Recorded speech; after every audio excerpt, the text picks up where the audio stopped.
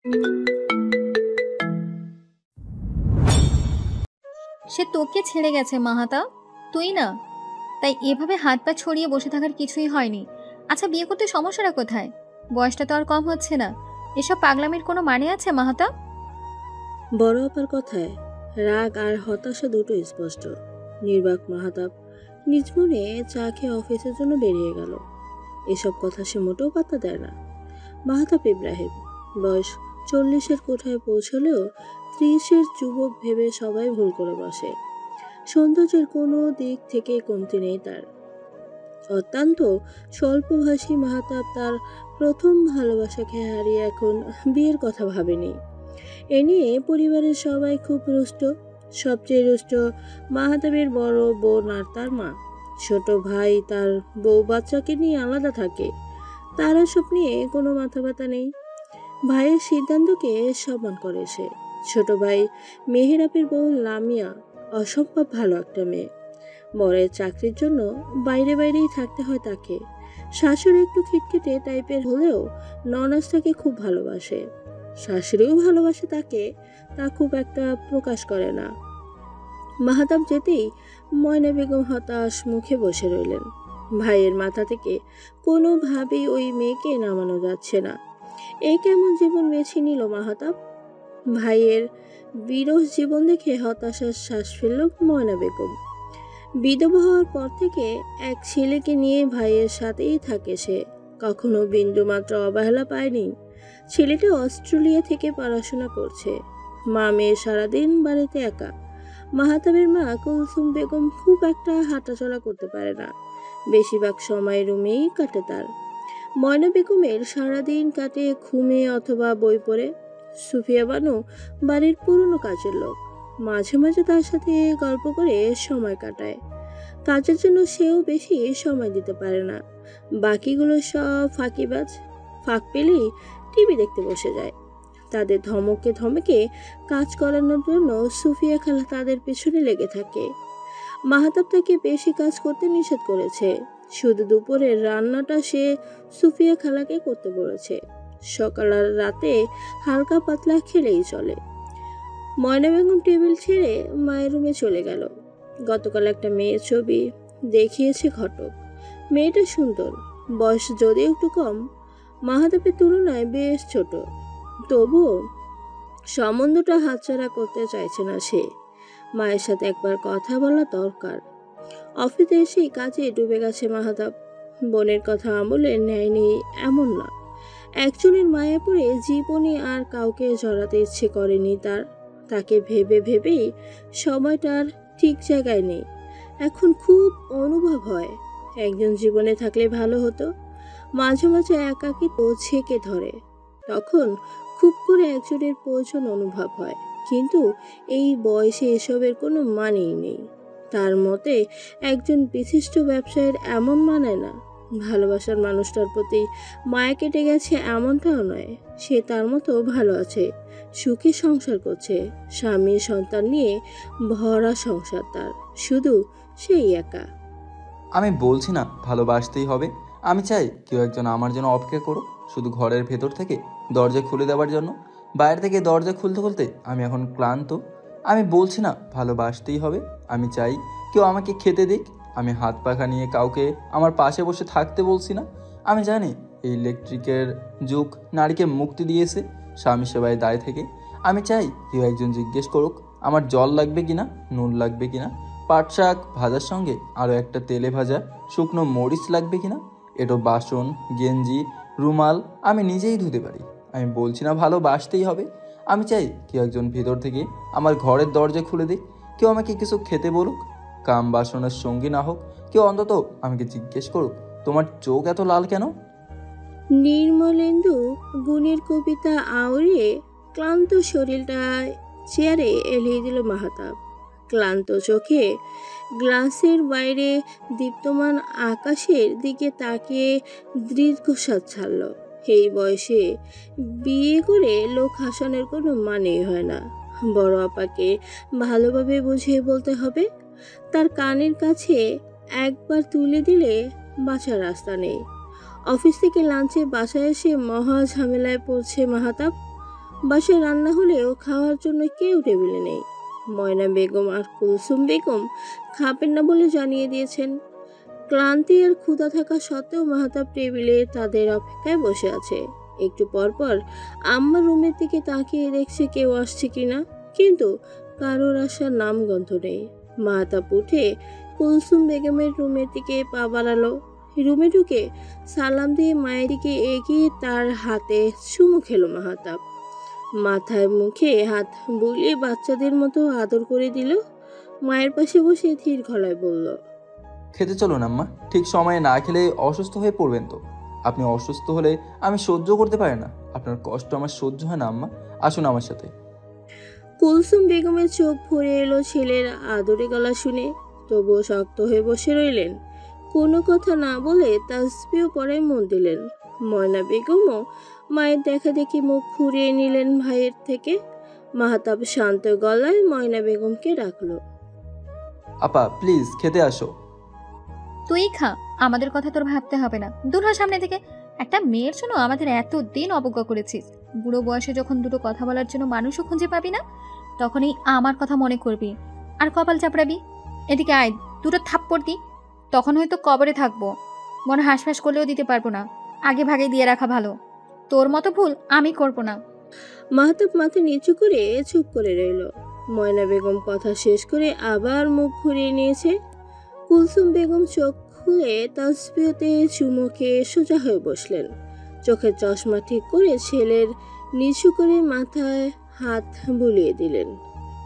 আমরা কিন্তু সাহিদাকে মেনে নিয়েছিলাম বাবু, বলেছিলাম তাদের বাসায় প্রস্তাব পাঠাবো, কিন্তু সে মানা করে দিল। তার বড়লোক বর চায়। তোমার বাবার মতন সামান্য ইঞ্জিনিয়ারের ছেলে কি তার চাহিদা পূরণ করতে পারতো? তুমিও প্রতিষ্ঠিত ছিলে না। প্রেমিক ভবঘুরে হলেও চলবে, কিন্তু বর প্রতিষ্ঠিত হওয়া চায়। এখন তুমি প্রতিষ্ঠিত, পত্রিকায় তোমার বড় বড় ছবি ছাপা হয়। সে তোমাকে নিঃস্বার্থে ছেড়েছিল বাবু। তুমিও না হয় নিঃস্বার্থে নিজেকে একটা সুযোগ দিলে। লোকে কি বলবে ভেবো না। লোকের কাজই বলা, বলবে আবার নিজে থেকে চুপ হয়ে যাবে। তাই সে ভাবনা বাদ দাও।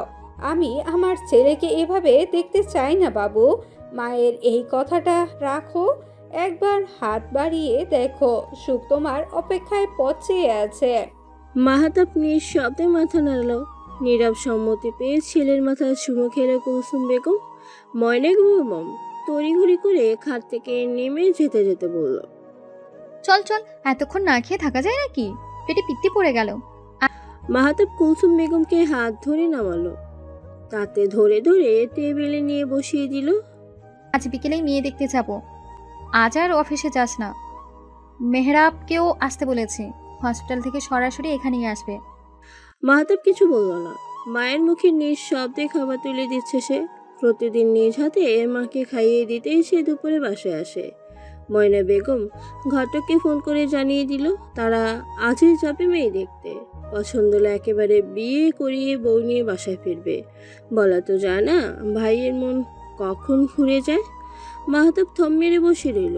শান্ত চোখে মায়ের দিকে তাকাতেই কুলসুম বেগম চোখ দিয়ে আশ্বস্ত করলেন। মেয়ে দেখতে এসে মাহতাবের চোখ কপালে উঠে গেল। তুমুল অস্বস্তিতে ঝিমিয়ে এলো শরীর। মারার ফলে গায়ের বিভিন্ন জায়গায় ছোপ ছোপ কালো দাগ হয়ে আছে মধুরিমার। পুরো নাম মধুরিমা দেওয়ান। বাবা গত হয়েছে ছোট থাকতেই। তার মা আবার বিয়ে করে তার আশ্রয় হয় মায়ের দ্বিতীয় স্বামীর বাড়িতে। নানার বাড়িতে কেউ তাকে রাখতে চায়নি। এই বাড়িতে কোনো কিছুর অভাব নেই। অভাব শুধু একটা জিনিসের, তা হলো ভালোবাসার যত্ন। অনেকটা কাজের মেয়ের মতোই তাকে থাকতে হয় এই বাড়িতে। মায়েরও কোনো হেলদোল নেই। খাইয়ে পরিয়ে রাখছে এই ঢের। এখন বিদায় করতে পারলেই বাঁচে। তাই মাহতাবের প্রস্তাবে লুফে নেয়। এটাও আশা করেনি তারা বয়স্ক বুড়ো হলেও দিয়ে দিত। সেই তুলনায় মাহতাবটা টাকার কুমির। বয়স দিয়ে কি আসে যায়। হট করেই বিয়ে হয়ে যাবে কল্পনা করেনি মাহতাব। বড় আপা বললেও সে বিষয়টা সিরিয়াসলি নেয়নি। এভাবে হুট করে বিয়ে হয় নাকি? বললেই তো আর হলো না, কিন্তু হয়ে গেছে। মাহতাবকে আশ্চর্য হওয়ার সুযোগটাও দেয়নি ময়না বেগম। কুলসুম বেগম বিরক্ত হলেও মুখে কিছু বলেনি। মেয়ে তার পছন্দ হয়েছে। দেখতে শুনতে মাশাল্লাহ পুতুলের মতো, কিন্তু বয়সটা একটু কম। তার গম্ভীর ছেলের সাথে মানিয়ে নিতে পারবে তো? মধুরিমাকে মাহাতাবের সামনে আনতে মাহাতাব অবাক হয়ে যায়। অস্বস্তিতে ঘিরে ধরে তাকে। কয়েক মাস আগে রাস্তায় দেখেছে সে মধুরিমাকে। তার সৎ বাবা অতি তুচ্ছ বিষয় নিয়ে সবার সামনে তাকে মারধর করেছিল। গাড়ি নষ্ট হয়ে যাওয়ায় ক্যাব নিতে সেখানেই দাঁড়িয়েছিল মাহাতাব। ড্রাইভার গাড়ি আনতে যাওয়ায় তাকে কিছুক্ষণ সেখানেই দাঁড়াতে হয়। মধুরিমাকে এভাবে মারতে দেখে এগিয়ে যায় সে, ছাড়িয়ে নেয় পাশু লোকটা থেকে। রাগে গড় গড় করতে করতে লোকটা তার দিকেও তেড়ে আসে। অশালীন গালি দিয়ে ফেলে মা তুলে। শান্ত মাহাতাব বাঘের মতো গর্জে ওঠে। মুহূর্তে থাটিয়ে চল লাগায় তার গালে। অবস্থা অনেকটা বেগদিক দেখে মধুরিমা হাত জোর করে মাপ চায় মাহাতাবের কাছে। এর জন্য তাকে অনেক ভুগতে হবে তা চোখের পানিতে বোঝাতে চায়। মাহাতাব পুলিশকে কল করতে গিয়েও থেমে যায়। অসহায় মধুর চোখের দিকে তাকিয়ে ড্রাইভারের আনা গাড়িতে উঠে চলে যায় সে। এখানে এসে মধুরিমার মুখ দেখে কিছু বুঝতে বাকি নেই মাহাতাবের। মধুরিমার সৎ বাবা কাচুমাচু করে দাঁড়িয়ে আছে। ময়না বেগম সহ বাকি সবাই বেশ অবাক হয়েছে মধুরিমার অবস্থা দেখে। লামিয়ে গিয়ে এক পাশ থেকে জড়িয়ে ধরেছে তাকে। ময়না বেগম কারোর সাথে পরামর্শ না করে বিয়ের জন্য তাড়া দিলেন ঘটককে। মেয়ের পরিবার গায়েগুই করলেও পরে রাজি হয়ে গেল। মাহাতাব ইশারায় কিছু বলতে চাইলেও শুনলেন না ময়না বেগম। সে কোনোভাবেই মধুকে রেখে যাবে না। মাহাতাব একবার বলেই ফেলল, আগে ওনার ট্রিটমেন্ট হওয়া জরুরি আপা। ময়না বেগম গম্ভীর গলায় উত্তর দিল, আমাদের বাড়ির বউ হয়ে গেলে সব হবে, আগে অধিকার আদায় করে নি। মাহাতাব আর কিছু বলল না। 10 মিনিটেই কাজে চলে এলো। তারপর ঘরের মাঝেই বিয়েটা হয়ে গেল। মাহাতাব অবশ্য একবার আলাদা কথা বলতে চেয়েছিল, কিন্তু ময়না বেগম পাত্তা দেয়নি। ভাইয়ের উপর তার এক আনাও বিশ্বাস নেই। বিয়ে হতে যেতেই সোজা হয়ে দাঁড়ালো মাহাতাব। লামি এখনো মধুকে ধরে বসে আছে। মেয়েটা এখনো কাঁপছে। মেহরাব কাজীকে এগিয়ে দিতে গিয়েছে। মেহরাব সোজা মধুর সামনে গিয়ে দাঁড়ালো। মধুর গুটিয়ে রাখা হাতটা নিজের হাতে নিয়ে ঘুরিয়ে ঘুরিয়ে দেখলো কিছুক্ষণ। একটা নখ উঠে গেছে। কয়েক জায়গায় সিগারেট দিয়ে পুড়িয়ে দিয়েছে। মধু নিভু নিভু চোখে তাকিয়েছে। মেহরাব হাত ধরতেই হালকা কেঁপে উঠল সে। মেহরাব হাত ছেড়ে মধুর বরাবর বসলো। ময়না বেগম বারবার তাড়া দিচ্ছে বাসায় যাওয়ায়। ভাইয়ের মতিগতি তার ভালো ঠেকছে না। মাহাতাব ময়না বেগমকে সম্পূর্ণ উপেক্ষা করে মধুর মা আলেয়া বেগমের দিকে তাকালো। সে হাসি হাসি মুখ করে তাকিয়ে আছে মেহরাবের দিকে। বারবার বুয়াকে তাগাদা দিচ্ছে তাদের সামনে নতুন নতুন আইটেম আনার জন্য। তার স্বামী জয়নাল ব্যাপারী বিরস মুখে বসে আছে। তার ছেলেরা তার পেছনে দাঁড়িয়েছে। ছেলেগুলোকে ভালো করে চেনে মাহাতাব। বড় ছেলেটা ভালো হলেও বাকি দুটা বদের হাড্ডি। মাহাতাব গম্ভীর গলায় মধুকে জিজ্ঞেস করলো, তোমার গায়ে কে হাত তুলেছে মধু? মধুরিমা চমকে তাকালো মাহাতাবের দিকে। অনেকগুলো বছর কেউ তাকে এত সুন্দর করে ডাকে না। এতটা আবেগ নিয়ে কেন জানতে চাইল লোকটা। কয়েক সেকেন্ড তাকিয়ে থেকে চোখ সরিয়ে নিল সে। মাথা নিচু করে ফুপিয়ে কেঁদে উঠল। ময়না বেগম তড়িঘড়ি করে এসে জড়িয়ে ধরল তাকে। ব্যথায় আর্তনাদ করে উঠল সে। যেভাবে ধরেছিল ঠিক সেভাবেই ছেড়ে দিল ময়না বেগম। ব্যথায় নীল হয়ে গেছে মধুর স্পর্শ আদরে মুখখানা। কুলসুম বেগম চুপ করে বসে আছে। ছোট ছেলে তাকে আঁকলে ধরে রেখেছে। তার বিশ্বাস মাহাতাব কোনো ভুল কাজ করবে না। তার ছেলে যথেষ্ট বিবেকবান। অন্যায়ের সাথে আপোষ করা তার ধাতে নেই। মাহাতাব মেহরাবের দিকে তাকিয়ে শান্ত গলায় বলল, পুলিশ আর অ্যাম্বুলেন্স দ্রুতই কল করো। আজ এই ব্যাপারে বাড়ির সবাইকে আমি 14 শিখের পিছনে দেখতে চাই। আলায়া বেগম মুখ কুঁচকে ফেলল। স্বামীর দিকে তাকিয়ে কর্কশ গলায় বলল, এসব কি হচ্ছে জয়নাল? এই মুখ পুরি আবার কি নাটক শুরু করেছে? হারমাস জ্বালিয়ে খেলো। বাপের সাথে মরলে বেঁচে যেতাম, আপদ বিদেয় হতো। মাহাতাবের আগে ময়না বেগম গর্জে উঠল। চোখ বড় বড় করে শাসিয়ে বলল, ইব্রাহিম বাড়ির বউ নিয়ে আর একটা বাজে কথা বলে জিপ টিনে ছেড়ে ফেলবো। তোমার সাহস দেখে আমি অবাক হচ্ছি। কাদের সামনে দাঁড়িয়ে কথা বলছো জানো? এই ঘটক, ভালো করে বুঝিয়ে বলিসনি ওদের বাড়িতে কারা আসছে? ঘটক ভেবা চোখে খেয়ে বসে আছে। ভর্তা চোখে মাহাতাব আর ময়না বেগমের দিকে তাকাচ্ছে। মেহরাব তার নিজের হসপিটালে কল করে অ্যাম্বুলেন্স পাঠাতে বলে দিয়েছে। ডিএজির সাথেও কথা হয়েছে। কিছুক্ষণের মধ্যেই পুলিশ এসে হাজির হবে। নিজের কাজ শেষ করে মাহাতাবের কাছে গিয়ে নিচু গলায় বলল, আমি ভাবিকে একটু চেক আপ করি ভাইয়া, অবস্থা ভালো ঠেকছে না। ভাবির মনে হয় নিঃশ্বাস নিতে সমস্যা হচ্ছে। জয়নাল ব্যাপারে কুল কুল করে ঘেমে যাচ্ছে। তার ছোট দুই ছেলের আগে ফুসছে। বাইরের একটা লোক এসে তাদের হুমকি দিচ্ছে, তাও তাদের বাড়িতে থাকা আশ্রয় মেয়ের জন্য। কালকেও তা যাকে লাথি মেরে খাওয়া থেকে তুলে দিয়েছে তার জন্য তাদের জেলে যেতে হবে। ভাবতেই রক্ত গরম হয়ে যাচ্ছে।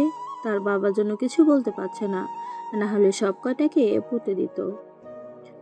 বেডরুমটা দেখিয়ে দিন, ভাবিকে এভাবে বসিয়ে রাখা যাবে না, কষ্ট হচ্ছে ওনার। মেহরাবের কথায় মুখ বাঁকালো আলেয়া। কাজের লোককে ইশারা করে তার রুমে নিয়ে যেতে বলল। মধুকে দাঁড় করাতেই সে গাটা ছেড়ে দিল। মেহরাব আর লামিয়ে ধরে ফেললো তাকে। মেহরাব কোলে তুলে অচেতন মধুকে নিয়ে শুয়েই দিল তার রুমে। একটা জীর্ণ রুমে মলিন বিছানা, হয়তো কাজের লোকদের রুম। দ্রুত পায়ে রুম থেকে বেরিয়ে গেল মাহাতাব। রাগ হচ্ছে তার। মানুষ এতটা নির্দয় কিভাবে হতে পারে? আজ এদের রক্তের গরম কমিয়ে বরফ করিয়ে দম নিবে সে। ময়না বেগম কুলসুম বেগমের গা ঘেঁষে বসলো। গলা স্বর নিচু নামিয়ে ফিসফিস করে বলল, দেখলে মা, কাল অব্দি বিয়ে করতে চাইছিল না, আর আজ বউ পেতেই কেমন ট্যাংরা মাছের মতো লাফাচ্ছে।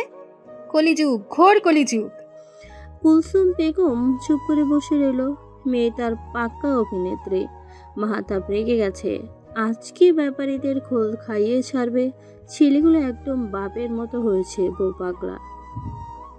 আধ ঘন্টার মধ্যেই ব্যাপারী বাড়িতে পুলিশ ঘিরে ধরেছে। এসপি এসে মাহাতাবকে সালাম দিয়ে বিস্তারিত জানতে চাইল। মাহাতাব গম্ভীর মুখে জয়নাল ব্যাপারীর দিকে তাকিয়ে শান্ত গলায় বলল, এবারের উপস্থিত প্রত্যেকটা মানুষকে আমি থানায় দেখতে চাই এসপি সাহেব। এরা আমার স্ত্রীর গায়ে হাত তুলেছে, তাকে শারীরিক মানসিকভাবে নির্যাতন করেছে, একজনকেও ছাড়বেন না। এসপি সাহেব জয়নাল ব্যাপারীর দিকে তাকিয়ে কর্কশ গলায় বলল, আপনার কিছু বলার আছে? স্যারের ওয়াইফের গায়ে কে হাত তুলেছে?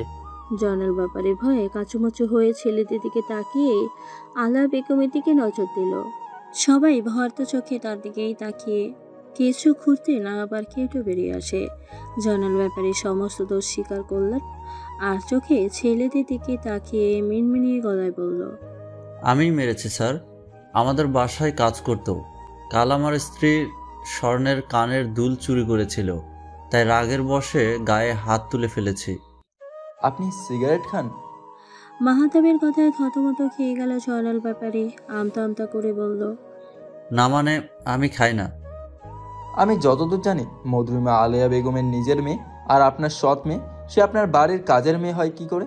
আর যদি কানের দুল চুরি হয়েও থাকে, তবুও আইন হাতে তুলে নেওয়ার কোনো রাইট নেই আপনার। এসপি সাহেব, আমি এদের সবার নামে অ্যাটেম্প টু মার্ডারের মামলা করব। বাকিরা আমার স্ত্রী সুস্থ হলে জবানবন্দি দেবে। আশা করি আপনি সামলে নেবেন। অবশ্যই অবশ্যই স্যার, আপনি করবেন না। সব কয়টাকে 3rd ডিগ্রি দিলেই সত্যিটা বেরিয়ে আসবে। মাহাতাব মধুর রুমে গিয়ে ময়না বেগম আর কুলসুম বেগমকে বাড়িয়ে চলে যেতে বলল। লামিয়া, মেহরাব আর সে মধুকে নিয়ে হসপিটালে যাবে। অ্যাম্বুলেন্স চলে এসেছে, তাই এখনই তাদের বেরিয়ে পড়তে হবে। অচেতন মধুকে কোলে নিয়ে কটকট করে বেরিয়ে গেল। ময়না বেগম আহাজারি করে বলল, দেখলে মা, দেখলে তোমার ছেলে গিরগিটির মতো রং পাল্টে ফেললো। মেয়েটাকে এভাবে নিয়ে গেল কেন? আমরা তো বাসায় গিয়ে স্বস্তিতে থাকতে পারবো না। এই হারামজাদা, তুই দাঁড়িয়ে আছিস কেন? আমাদেরকেও নিয়ে চল। আমি কিন্তু বাসায় যাব না বলে দিলাম। মেহরাব আর চোখে লামিয়ার দিকে তাকালো। লামিয়া ঠোঁট কামড়ে হাসি আটকানোর চেষ্টা করছে। ময়না বেগম কথা শেষ করে ছুটতে মাহাতাবের পেছনে। মেহরাব মায়ের হাত ধরে সাবধানে তাকে নিয়ে বের হলো। লামিয়া শাশুড়ির পেছনে পেছনে আসছে। আপনি বাসায় চলে যান আম্মা, হাসপাতালে গিয়ে আপনার ভালো লাগবে না, অসুস্থ হয়ে পড়বেন। আমরা ভাবিকে নিয়ে তাড়াতাড়ি ফিরে আসব। কুলসুম বেগম মাথা নাড়িয়ে সায় জানালো। তাকে মাহাতাবের গাড়িতে তুলে দিয়ে ড্রাইভারকে সাবধানে গাড়ি চালাতে বলে মেহরাব অ্যাম্বুলেন্সে উঠে গেল। লামি আর ময়না বেগম মেহরাবের গাড়িতে করেই আসছে। জয়নাল ব্যাপারী, আলিয়া সহ তার দুই ছেলে জয় আর স্বামীরকে থানায় নিয়ে যাওয়া হয়েছে। মাহাতাবের হাসপাতালে পৌঁছাতে প্রায় 1 ঘন্টা লেগে গেল। মধুর একবার জ্ঞান ফিরলেও বেশিক্ষণ তা স্থায়ী হয়নি। মেহরাব একটু পরপর চেক করে যাচ্ছে।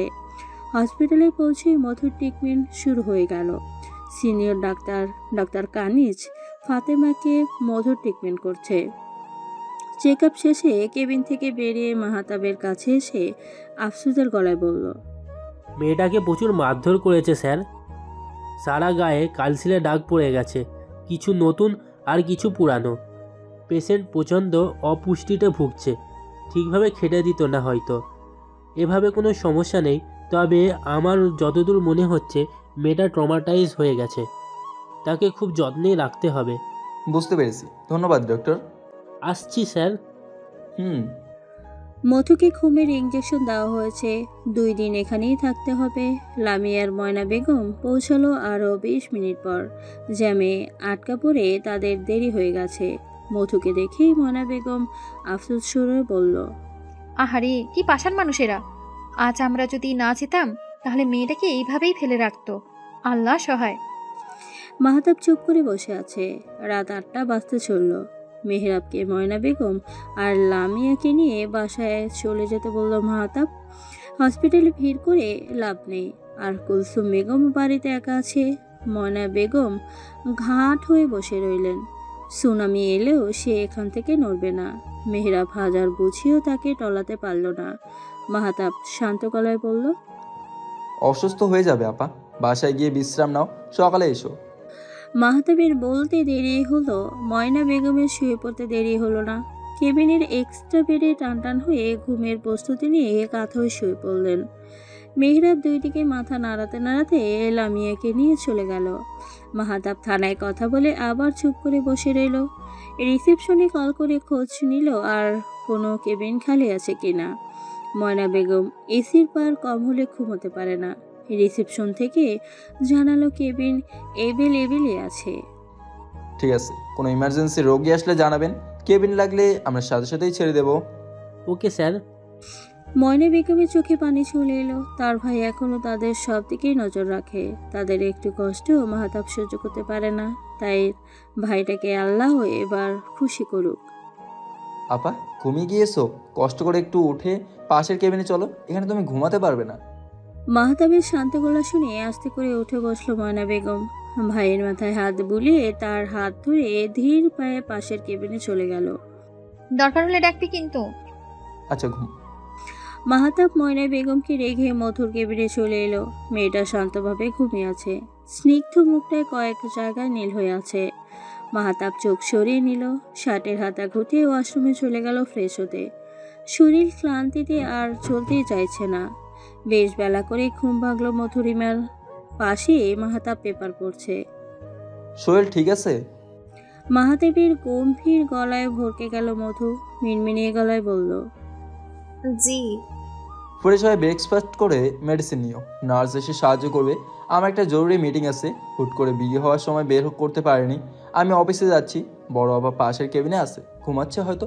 লুবানা আর মেহরাবও চলে আসবে কিছুক্ষণ পর, কোনো অসুবিধা হলে তাদের বলবে, ঠিক আছে? মধু পালপাল করে তাকিয়ে রইল। মাহতাব এখনো শান্ত চোখে তাকিয়ে আছে।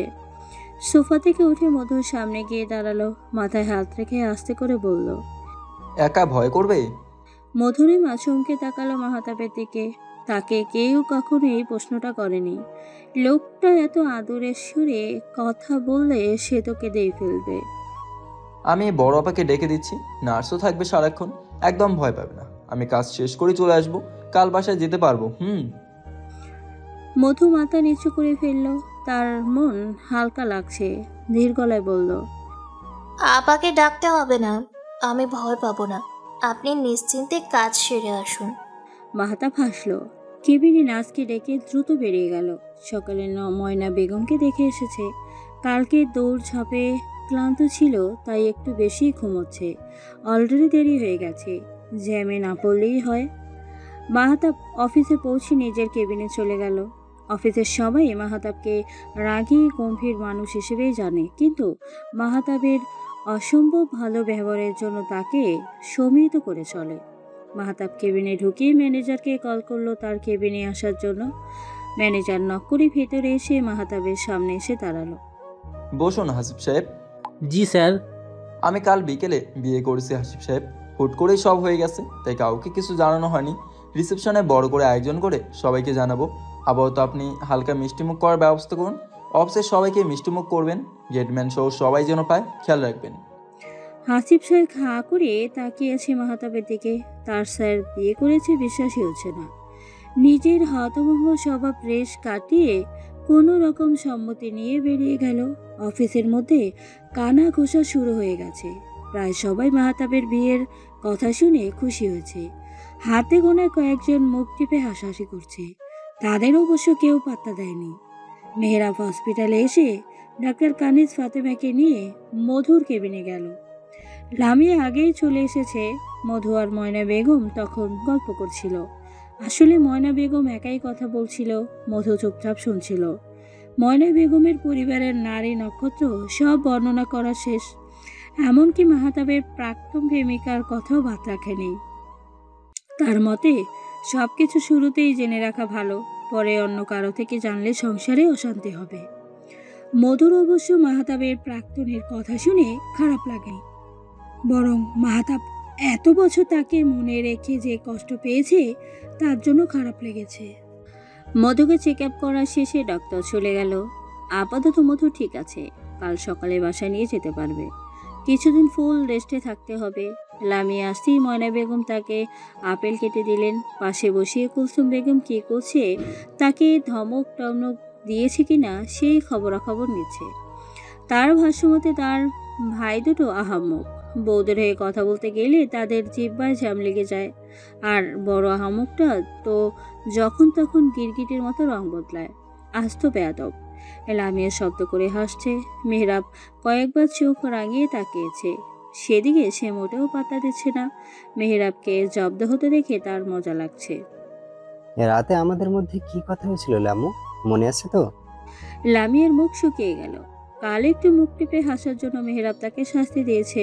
বুড়ো বয়সে এসে লোকটার মাথা খারাপ হয়েছে, সেজন্যই ঘুম থেকে উঠতে এত দেরি হয়েছে। লামিয়া মেহরাবের দিকে তাকিয়ে মুখ বাঁকিয়ে চুপ করে রইল। তুই ওকে চোখ রাঙাচ্ছিস কেন বেয়াদব? তোর চোখ খুলে আমি জাদুঘরে রেখে আসবো। তুমি ভুল বুঝছো আপা। মেহরাবের অসহায় কণ্ঠে মোটেও দমে গেল না ময়না বেগম। গমগমে গলায় বলল, আমার চুল বাতাসা পাকানি, হাড়ে মাজায় শয়তানি তোদের। লামিয়াকে জানালে আমি ওকে আবার বিয়ে দিব, ঘটক আমার হাতেই আছে। লামিয়া আবার ফিক করে হেসে দিল। মেহরাব হার মেনে মুখ কালো করে বেরিয়ে গেল। বোনটা যে কার মতো হয়েছে কে জানে, সারাক্ষণ তাদের পেছনে লেগে থাকেই। মধু হাসি মুখে ভাই বোনের খুনসুটি দেখছিল। ভাইয়ের বউয়ের প্রতি এত ভালোবাসা দেখে ওর মনটা ভালো হয়ে গেল। এরকম একটা পরিবার তো ওর স্বপ্ন ছিল। কত রাত সেই স্বপ্নে বিপদ থেকেছে সে, এবার বুঝি তার স্বপ্ন পূরণ হলো। তুমি শুয়ে থাকো মধু, বসে থাকতে খারাপ লাগবে তো। ময়না বেগমের আদরে গলা শুনে চোখ ভিজে গেল মধুর। চোখের কোণে পানি নিয়ে ধরা গলায় বলল, এত আদুরে গলায় ডাকবে না আপা, আমার অভ্যাস নেই। এত আদুরের ডাক শুনলে বুক ধরফর করে, কোথাও একটা চিনচিন ব্যথা হয়, কান্না আসে। আমাকে একটু কম কম আদর করবেন, আস্তে আস্তে আমি বেশি ভালোবাসা পাওয়ার অভ্যাস করে নিব। ময়না বেগম মধুকে তাৎক্ষণিক বুকে টেনে নিয়েছে। লামিয়াও পাশ থেকে জড়িয়ে রেখেছে। ময়না বেগম মধুর মাথায় হাত বুলিয়ে শান্ত গলায় বলল, এখন থেকে অভ্যস্ত হয়ে যা। তুই নিজেও জানিস না তুই আমাদেরকে, আমাদের কলিজার একটা অংশের ভালো থাকার কারণ তুই। তোকে আমরা এখনো সিন্ধুকে ভরে রাখিনি, এই তো ঢের। অমূল্য রত্নের থেকেও বেশি মূল্যবান রত্ন তুই আমাদের। আমার ভাইটাকে একটু ভালোবেসে আগলে রাখিস, তাহলেই হবে। তুই নিজের জন্য ভালোবাসা চিন্তা করতে হবে না।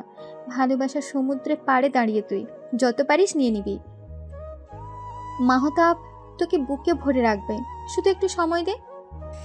লামিয়া, মধু, ময়না বেগম সবার চোখেই পানি। পরিবারটা এবার বুঝে সম্পূর্ণ হলো। হসপিটাল থেকে বেরিয়ে মেহরাব সরাসরি মাহতাবের অফিসে এসেছে। ভাইয়ের কাজে সাহায্য করলে ভাই তাড়াতাড়ি ভাবির কাছে যেতে পারবে। মাহতাবের কেবিনে ঢুকে অবাক হয়ে গেল সে। পুরো কেবিন জুড়ে ফুলে ছড়াছড়ি। মেহেরব হেসে উঠল। এগুলো কে দিল ভাই? অবশ্যই সবাই নতুন জীবনের জন্য অভিনন্দন জানিয়েছে। তুমি সবাইকে বলে দিয়েছো? অন্য কারো থেকে শুনে আমাকে নিয়ে গসিপ হবে, এটা আমার পছন্দ নয়। মেহেরাব মাথা নাড়ালো। তোমার মিটিং ছিল মনে হয়, আমাকে বুঝিয়ে দাও, আমি মিটিং সামলে নিব। আমাকে থাকতে হবে? মেহেরাব আর কিছু বলল না, ভাইয়ের মুখের দিকে তাকিয়ে থেকে হুট করেই বলল, তুমি খুশি তো ভাই? মাহাতাব শান্ত চোখে তাকালো, ল্যাপটপ থেকে হাত সরিয়ে চেয়ারে গা এলিয়ে দিল, চোখ থেকে চশমাটা খুলে শান্ত গলায় বলল, বাবা যখন মারা গেল তখন আপা সবে স্বামী হারিয়ে আমাদের বাসায় এসেছে। তুই টেনে আর আমি অনার্সের ছাত্র, পরিবারের একমাত্র উপার্জনকারী মানুষটা যখন আমাদের ছেড়ে চলে গেল তখন আমাদের অবস্থা অনেকটা মধুর মতো হয়েছিল। ছেলেসহ আপাও তার শ্বশুরবাড়িতে অত্যাচারিত হয়েছে। আপার শাশুড়ি তাকে ঠিকমতো খেতে দিত না।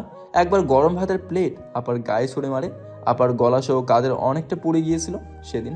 তারপর আপাকে বাবা গিয়ে নিয়ে আসে আমাদের বাড়ি। আদরের মেয়ের এই অবস্থা থেকে সহ্য করতে পারেনি বাবা। একদিন স্ট্রোক করে বসে আর আমাদের ছেড়ে চলে যায়। মা শোক সামলাতে পারলেও আপা খুব ভেঙে পড়ে। বাবার অ্যাকাউন্টে বেশি টাকা ছিল না। আমাদের বাড়িটা তখন নতুন করা হয়েছে। 5 তলা বাড়িটা করতে বাবার প্রায় সব টাকাই খরচ হয়ে গিয়েছিল। বাসা ভাড়ার টাকা দিয়েই আমাদের সমস্ত খরচ চলতো। ঠিক সেই মুহূর্তে শাহিদা আমাকে সেরে গেল। কারোর অসহায় চোখের আকুতি আমি বুঝি মেহরাব। আমি মধুর মাঝে আমার আপার অসহায় মুখটা দেখেছি। আমি ওর আকুতি ভরা চোখে পুরনো আমাকে দেখেছি। আমাদের কষ্টের সময় পার হয়ে গেছে, এখন আল্লাহর রহমতে আমরা সুখে আছি। সেই সুখের অংশ হয় মধুও হলো। তোকে মেনে নিবে না? ভালোবাসাটা একদিনে হয় না মেহরাব। এখন আর আবেগে ভেসে যাওয়ার বয়স নেই আমার যে হুট করেই ভালোবাসা হয়ে যাবে। তার জন্য সময় দরকার। দুজনের মেনে নেওয়া, মানিয়ে নেওয়ার একটা ব্যাপার আছে। আমি আমার সমস্তটা দিয়ে চেষ্টা করব। এতটুকু বলতে পারি, শাহিদার জন্য এখন আর কোনো অনুভূতি নেই। সে তার মতো সুখে থাক, আমিও না হয় আমার মতো ভালো থাকে খুঁজে নেব। মেহরাব মুছিয়ে আসলো। ভাইকে নিয়ে তার চিন্তা নেই। সে কখনো অভিযোগের মতো কাজ করে না। তাদের আজকের এই অবস্থান তার ভাইয়ের জন্যই। তাকে ডাক্তার বানানোর সমস্ত অবদান তার ভাইয়ের। বটগাছের মতো তাদের সহায় দাঁড়িয়ে আছে। মাহতাব হসপিটালে পৌঁছালো বিকেল 5টায়। ময়না বেগম তখনও মধুর পাশে বসে। লামিয়া হাজার বলেও তাকে বাসায় পাঠাতে পারেনি। মাহতাব এসে ময়না বেগমকে এক হাতে জড়িয়ে ধরে কেবিন থেকে বেরিয়ে গেল। ময়না বেগম ভাইয়ের ক্লান্ত মুখের দিকে তাকিয়ে আর কিছু বলতে পারল না। তাকে গাড়িতে তুলে দিয়ে ড্রাইভারকে সাবধানে গাড়ি চালাতে বলে আবার হসপিটালে চলে এলো। লামিয়া তাকে দেখে বেরিয়ে গেল। মাহতাব মধুর সামনে বসে শান্ত গলায় বলল, এখন কেমন আছো? ব্যথা কমেছে? মধু ইতস্ততভাবে বলল, জি আলহামদুলিল্লাহ ভালো আছি। কাল বাসায় নিয়ে যাব। তোমার মা সহ সবাই থানায় আছে, শুধু তোমার সৎ ভাই জয় বাইরে। তোমার এতে কোনো সমস্যা আছে? মধু কিছুটা খারাপ লাগলো, তবুও মাথা নাড়িয়ে না বোঝালো। মাহতাব তার জন্যই তো এত কিছু করেছে। কিছু বললে তাকে ছোট করার মানেই হয় না। তাছাড়া তাদের শাস্তি হওয়া দরকার। দেখো মধু, আমি কিছু কথা তোমাকে সরাসরি বলতে চাই। আমার বয়স বর্তমানে 38 বছর আর তোমার 22। আমাকে মেনে নিতে তোমার সমস্যা হতেই পারে, তাই তোমার যত সমস্যা আমাকে বলবে। আমি সাধ্যমতো চেষ্টা করব সমাধান করার। তবে কখনো বিচ্ছেদ পাবে না, বোঝোই তো। বুড়ো বয়সে তো আর বউ পাবো না, তাই তুমিই সম্বল। মধু চোখ বড় বড় করে তাকিয়েছে মাহতাবের দিকে। মাহতাব কথা শেষ করে ওয়াশরুমে ঢুকে গেছে ফ্রেশ হতে। রাতটা কাটিয়ে সকালের মধুকে বাসায় নিয়ে এসেছে মাহতাব। সারা রাত মধু লজ্জায় আড়ষ্ট হয়েছিল। মাহতাবের দিকে চোখ তুলে তাকাতেও অস্বস্তি ছিল। অথচ মাহতাব ছিল স্বাভাবিক, সব সময়ের মতো শান্ত। মধু আর চোখে মাহতাবের অগোচরে মাহতাবকে দেখছে। প্রত্যেকটা অঙ্গভঙ্গি গভীর চোখে অবলোকন করছে। আশ্চর্যজনকভাবে এই শান্ত গম্ভীর লোকটাকে তার ভালো লেগেছে। এক কথায় ভীষণ ভালো লেগেছে। বয়স নিয়ে তার কোনো মাথা ব্যথা নেই। বয়স শুধু একটা সংখ্যা। মরির বিল কতটুকু হয় এখন এটাই দেখার অপেক্ষা। মধুকে নিয়ে বাসায় ফিরতে হুড়মুড় পড়ে গেল। কুলসুম বেগম আর ময়না বেগম 3তলা থেকে নেমে এসেছে তাকে এগিয়ে নেওয়ার জন্য। লামিয়া রান্নাবান্নায় লেগে গেছে। বাড়িতে আজ কিছু ঘনিষ্ঠ আত্মীয় স্বজনের ইনভাইট করা হয়েছে। হুট করে বিয়ে হয়ে যাওয়ায় কাউকেই জানানো হয়নি, তাই সামান্য আয়োজন করে তাদের জানানোর ব্যবস্থা। তাছাড়া ভাড়াটিয়ারা আছে, তাদেরকেও নিজ থেকেই জানিয়ে দিতে চায় কুলসুম বেগম। অযথা তার সোনার টুকরা ছেলে নিয়ে কুচ্ছের টুক তা সে চায় না। ময়না বেগম অবশ্যই এসব ঝামেলা করতে নিষেধ করেছিলেন। মধুর শারীরিক অবস্থা বিবেচনা করে এখন এসব করে আরও প্রশ্নের মুখে পড়তে হবে। কিন্তু কুলসুম বেগম শোনেননি। ময়না বেগমও আর কথা বাড়ায়নি। তার বুঝদার মা মাঝে মাঝে বাচ্চাদের মতো জেদ ধরে বসে থাকে। মধু এখন আগে থেকে অনেকটা সুস্থ, শরীরে আঘাতের দাগ অনেকটা মিলে এসেছে। মাহাতাব তাকে ধরে গাড়ি থেকে নামালো। ময়না বেগম এগিয়ে গিয়ে আগলে ধরল মধুকে। মধু মুচকি এসে কুলসুম বিনিময় করলো তার সাথে। কিছুটা দূরে দাঁড়িয়ে থাকা কুলসুম বেগমের দিকে এগিয়ে গেল। মাহাতাব অনেকটা অস্থির হয়ে মাকে এক হাতে জড়িয়ে ধরল। মুখে চিন্তার ছাপ তার, তবে আর এক হাতে ঠিকই মধুকে ধরে রেখেছে। এটা খুব সামান্য একটা বিষয়, তবুও মধুর ভীষণ ভালো লাগলো। আপনি নিচে এসেছেন কেন আম্মা? আমরাই তো আসছিলাম, কষ্ট করে আবার নামতে গেলেন কেন? আমার ছেলের বউকে আমি এগিয়ে নিব না? হে হে, কেমন কথা বাবা? আমি তো আর সিঁড়ি ভেঙে নামিনি, লিফট দিয়ে এসেছি। আমার একটুও কষ্ট হয়নি।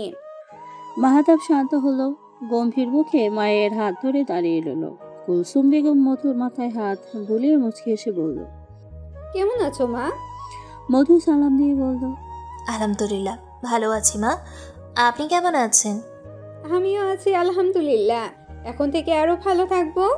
মাহাতাব তাদের কথা থামিয়ে গম্ভীর গলায় বলল, বাসায় গিয়ে বাকি কথা বলো আম্মা, এভাবে দাঁড়িয়ে থাকলে তোমার হাঁটু ব্যথা বেড়ে যাবে। কথা শেষ হতেই মাহাতাব কুলসুম বেগমকে ধরে লিফটের দিকে হাঁটা শুরু করেছে। যাওয়ার আগে ময়না বেগমের হাতে মধুর হাতটা আস্তে করে দিয়ে দিয়েছে। ময়না বেগম মধুকে নিয়ে তাদের পিছু নিয়ে লিফটে ঢুকে গেল। মধু 5 তলা বাড়িটা চোখ ঘুরিয়ে ঘুরিয়ে দেখছে। পুরনো আমলের হলেও বাড়িটা সুন্দর। সবচেয়ে সুন্দর বেলি ফুলের বাগানটা। সবার বাগানে নানান রকম ফুল গাছ শোভা পেলেও মাহাতাব নিজের বাগানে প্রায় 50টা বেলি ফুলের গাছ লাগিয়েছে। রাতে বেলি ফুলের সুবাস সারা বাড়িতে মোমো করে। বাসায় ঢুকে সরাসরি নিজের রুমে চলে গেল মাহাতাব। তাকে কয়েক ঘন্টার জন্য বাইরে যেতে হবে। আসার সময় মধু মাহাতাবকে অনুরোধ করে বলেছে আলেয়া বেগম সহ সবাইকে ছেড়ে দিতে। খারাপ হলেও এত বছর তাদের কাছেই বড় হয়েছে সে। মাথার উপরে ছাত্র দিয়েছিল, সেই কৃতজ্ঞতা থেকেই তাদের উপর থেকে সমস্ত অভিযোগ তুলে নিয়েছে মধু। তাই মাহাতাবকে বুঝিয়ে বলেছে তাদের উপর করা কেস তুলে নিতে। মাহাতাব মেরেছে, তবে শান্ত গলায় সাপ জানিয়ে দিয়েছে আজ থেকে তাদের সাথে কোনো যোগাযোগ রাখতে পারবে না মধু। এখন তার একমাত্র পরিচয় সে মাহাতাব ইব্রাহিমের স্ত্রী। তার জন্য এতটুকু যথেষ্ট। মাহাতাব নাস্তা করে সবার থেকে বিদায় নিয়ে বেরিয়ে গেল। দুপুরের মধ্যেই তাকে বাসায় ফিরতে হবে। লামিয়ার শুকনো মুখটা চোখে এড়ায়নি তার। আত্মীয়রা আসলে মেয়েটা ভয় আড়ষ্ট হয়ে থাকে। বিয়ের 7-5 বছর পেরিয়ে গেলেও তাদের ঘরে কোনো সন্তান নেই। আত্মীয় স্বজন আসলে লামিয়াকে খুঁচিয়ে খুঁচিয়ে কথা শোনায়। মাহতাব জানে সবটা, তাই ভাইকে আলাদা ফ্ল্যাট কিনে দিয়েছে। কথা বলে ফেললে যতই প্রতিবাদ করা হোক সেই কথা আর ফিরিয়ে দেওয়া যায় না। বন্দুকের গুলির চেয়েও কথার আঘাত ভয়ঙ্কর। মাহতাব চায় না আজ লামিয়া কোনো কথার আঘাত সহ্য করুক। মেহরাব বাসায় নেই, আজ তার কয়েকটা অপারেশন আছে, তাই সকাল সকাল হসপিটালে চলে যেতে হয়েছে। ময়না বেগম মধুকে মাহাতাবের রুমে নিয়ে গেলেন। শুভ্র রঙের রুমে বিছানার চাদর থেকে শুরু করে সবকিছুই সাদা। সিমসাম গোছানো রুমে ঢুকে মধু ইতস্তত করতে লাগলো। কোথায় বসলেও তার ভয় করছে, মনে হচ্ছে তার গা থেকে ময়লা লেগে যাবে। ময়না বেগম মধুর হাতে একটা সুতির 3 পিস ধরে দিয়ে বলল, কোনো রকম সংকোচ করবে না। এখন থেকে এই রুম, এই বাড়ি আর এই বাড়ির মানুষগুলোও তোমার। নির্দ্বিধায় থাকবে সব সময়। ওটা ওয়াশরুম, ফ্রেশ হয়ে এসো, ভালো লাগবে। মধু মাথা কাত করে জানালো তার ভিতরে অস্বস্তি কমছে না। তাদের সাথে বড্ড বেমানান লাগছে তাকে। অযত্নে চেহারা মলিন হয়ে গেছে। যেখানে খাওয়া দাওয়ায় যত্ন না ঠিকভাবে, সেখানে চেহারার যত্ন নেওয়া বিলাসিতা। মধু ওয়াশরুমে চলে গেল ফ্রেশ হতে। ময়না বেগম ওখানেই বসে রইলেন। মেয়েটা খুব শান্ত, হয়তো পরিস্থিতির চাপে পড়ে চুপচাপ হয়ে গেছে। তার ভাইটাও শান্ত গম্ভীর। দুজন ঠান্ডা মানুষ মিলে কি বাড়িটা কি হিমালয় বানাতে চাইছে নাকি? থানায় গিয়ে ঝামেলা মিটিয়ে অনেকটা সময় চলে গেল মাহতাবের। 2 দিন তাদের ভালোই আপ্যায়ন করা হয়েছে। মাহতাব সেদিকে ধ্যান দিল না, শক্ত গলায় বলে এলো মধুর সাথে আর কখনো যোগাযোগ না করতে। আলেয়া বেগম আর জয়নাল ব্যাপারে চুপসানো মুখ দেখে মনে মনে শান্তি পেল খুব। নতুন বউ দেখতে আশেপাশের ফ্ল্যাটের সবাই আসছে। মধু রেস্ট নিতে পারছে না ঠিকঠাকভাবে। লামিয়া বুদ্ধি করে মধুকে হালকা সাজিয়ে দিয়েছে, এতে তার মুখের অস্পষ্ট দাগগুলো থেকে গেছে। লং স্মিলের জন্য হাতের দাগগুলো দেখা যাচ্ছে না। কয়েক দফা দেখা দেখির পর ময়না বেগম স্পষ্ট সবাইকে বলে দিলেন মধুর এখন রেস্ট করবে, আবার বিকেলে সবাই এসে চা খেয়ে যাবে, সাথে বউ দেখে যাবে। কুলসুম বেগমের বাপের বাড়ি থেকে তার আত্মীয় স্বজনরা এসেছে। কুলসুম বেগমের ভাইয়েরা কেউ বেঁচে নেই, 2 ভাবি আর তার ছেলে। ছেলের বউ তাদের বাচ্চাদের নিয়ে এসেছে। অনাকাঙ্ক্ষিতভাবে শাহিদাও তার 2 ছেলে মেয়ে নিয়ে হাজির। কুলসুম বেগমের বড় ভাবির ভাতিজা শাহিদা, তাই কে কিছু বলতেও পারছে না। আসার পর থেকে মুখ কুচকে বসে আছে সে, আর চোখগুলো আঁকুপাকু করছে মাহাতাবের বউকে দেখার জন্য। মাহাতাব যে এই বয়সে এসে বিয়ে করবে তা কল্পনাও করেনি সে। এতদিন মনে মনে অহংকার হতো তার জন্য মাহাতাব ঘর বাঁধেনি কারোর সাথে। মাহাতাব এখনো তাকেই ভালোবাসে এই ভেবেই তৃপ্তির ঠেকুর তুলত। মনে মনে আফসোস হতো মাহাতাবকে ছাড়ার জন্য। আগে মাহাতাবের তেমন কিছু না থাকলে এখন মাহাতাব টাকার কুমির, তার পা থেকে মাথা অবধি আভিজাত্য দিয়ে মোড়ানো। এখন এই মেয়ে নিশ্চয়ই এই সব কিছু ভোগ করবে। এসব তো তার হতো, নিজের স্বার্থপরতায় হারিয়েছে সব। হিংসে হচ্ছে তার। মাহাতাব অন্য কারোর সাথে জীবন শুরু করেছে ভাবতে মন বিষিয়ে যাচ্ছে। স্বার্থপর মানুষদের এই একই সমস্যা, তারা সবকিছু নিজের স্বার্থ খোঁজে। মাহাতাবের একা থাকা শাহিদার মনে প্রত্যাশী জোটাতো, সে অন্য কাউকে নিয়ে সংসার করছে, তাতে কোনো সমস্যা নেই, কিন্তু মাহাতাব কেন করবে? এই তার ভালোবাসা? মনে মনে গজগজ করছে শাহিদা। মাহাতাব আসলে আজ কিছু কথা শুনিয়ে দেবে সে। দেখবে কোন রূপসী মেয়ে দেখে তার মাথা ঘুরিয়ে গেছে যে এই বয়সে এসে বিয়ে করতে হলো। ময়না বেগম একটু পরপর শাহিদার দিকে তাকিয়ে গা জ্বালানো হাসি দিচ্ছে। এত বছর পর একটা মোক্ষম জবাব দিয়েছে এই মেয়েকে। মধুকে দেখলে এই মেয়ের রাতের ঘুম হারাম হবে নিশ্চয়ই। কাল নাগিনী একটা। লামিয়া সুফিয়া খালাকে বলল ড্রয়িং রুমে নাস্তা পাঠিয়ে দিতে। কুলসুম বেগম তার ভাবিদের সাথে গল্প করছে। শাহিদাকে দেখেই লামিয়া চোখ মুখ কুচকে ফেলল। এই মেয়েকে তার একদম ভালো লাগে না। সোফায় এক পাশে বসেই তার বড় মামির শাশুড়ি মুখ কুচকে বলল, তোমার কি খবর ছোট বউ? কোনো খুশির খবর আছে নাকি? শোনো, মায়া মানুষের স্বার্থকতা হইল বাচ্চা কাচ্চা। অনেক বছর তো পার হইল, আর তো দেরি করা ঠিক হইব না। মেহরাবরে কও আরেকটা বিয়া করতে। পুরুষ মানুষ 2টা বউ থাকলে সমস্যা কই?